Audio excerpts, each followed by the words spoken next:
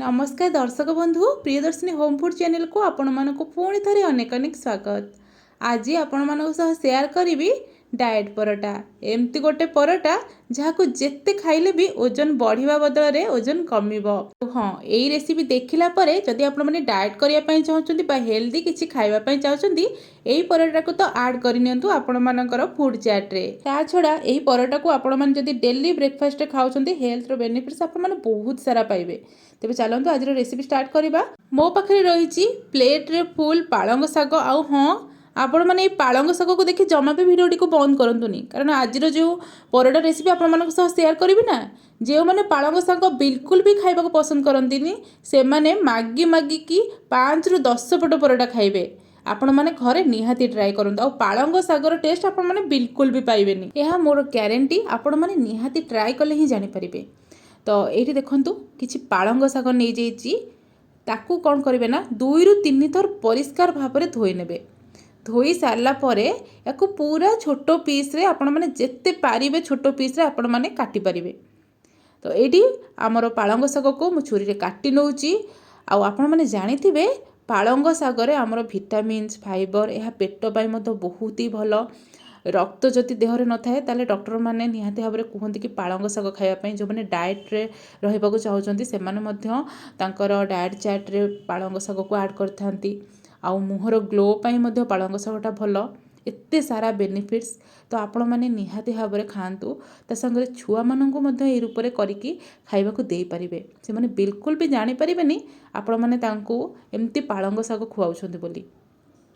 ये देखिपे पूरा छोट पीस रे मु पालंग शाग गुड़ाक काटिकी रेडी कर नेछि। एबे ये पालंग शाग को आम प्लेट को काढ़ी नबा। ये प्लेट रे पालंग शाग को दे सारा परे आमे इधर देदबा स्वाद अनुसार लुण हलदी ता संगरे देदबा आमर टिके लंका गुंड आपण माने चाहिए कंचा लंका मध्य डायरेक्ट ऐड करि पारंती। तापर आमे देदबा 2 चुटकी पाखापाखी टिके हेंगू जहाँ द्वारा टेस्टा बहुत भल आसीबो। तापरे आमर अध छोट चामच जीरा पाउडर दबा अध छोट चामच धनिया पाउडर दबा। तापरे कोरा अदा मु दे दोची पाखापाखी 1 इंच ରୁ 2 इंच पाखापाखी। तापरे आमे याकू स्पून साइज रे गोळेबानी हाथ रे गोळेबा कारण जदि आपण माने स्पून साइज रे गोळौछंती ना एटा कौन हम ना देखो हाथ में गोलेले केते बढ़िया भाव में मिसवा सहित आमको ये पूरा टिके हाथ में चकड़ी चकड़ी की गोलेबार अच्छी जहाँफल कि शागटा ना पूरा नरम हो पानी बाहर जोटा कि आमर स्पून हो पारि न था। हाँ, आपण मानक पाखरे जदि जुआणी अच्छी से अध छोट चामच ऐड करें जोटा आमर डाइजेशन बहुत भल।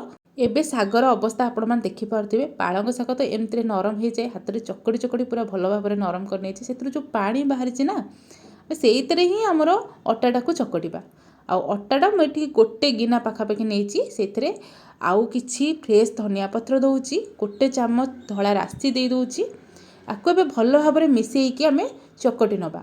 हाँ, आपण मैंने जदि देखिए आपण मानकर डोटा टिके हार्ड हो जाउची ताहले अल्प अल्प हाथ रे टिके माने पानी देबेनी हाथटा जमती टिके ओदा करी करी चकटिबे सेमती कले आपण मानकर डोटा पूरा परफेक्ट हबो। एडी डोटा आमर रेडी ही कला।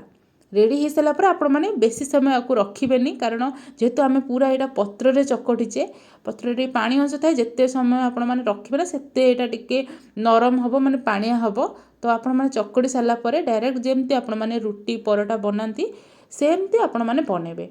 तो टिके अटा गुंड नहीं आम पराटाटा बेलिबा। देखो ये आप डायरेक्ट आपको सेकी पारे किंतु टिके भल देखा टिके गोल सेप करने मुझे कौन करना गोटे धारुआ प्लेट साहाय्य मुझे काटी नौची जमती देखापी भल लगे। तो साइड गुड़ाक देखूँ एमती कटिगला बाहर करनबा पूरा एकदम परफेक्ट गोटे गोल सेप बाहर गलानी। यही भाव में सब गुड़ाक बनईकी रेडी करनी। एबे तावा गरम हो सारा पर से प्रथम आम ये परोटाटा को दबा ताको दे सारा पर 2 पट जाक भल भाव में टिके प्रथम सेकी नबा।